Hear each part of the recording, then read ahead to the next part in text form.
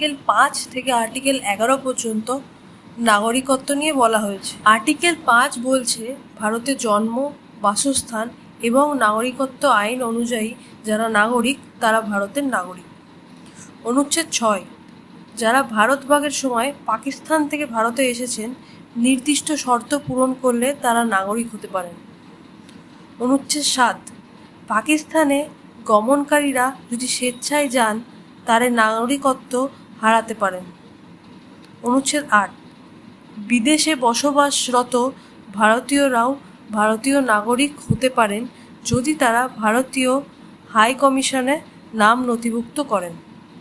অনুচ্ছেদ 9, যে ব্যক্তি স্বেচ্ছায় অন্য দেশের নাগরিকত্ব গ্রহণ করেছেন তিনি ভারতের নাগরিক নন। অনুচ্ছেদ 10, একবার নাগরিক হলে যতদিন পর্যন্ত নাগরিকত্ব আইন অনুযায়ী বাতিল না হয় নাগরিকত্ব বজায় থাকে।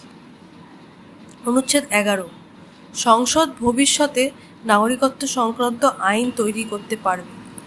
এরকম আরও জিকে ভিডিও পেতে সাবস্ক্রাইব করুন এনসিইআরটি জিকে বাংলা।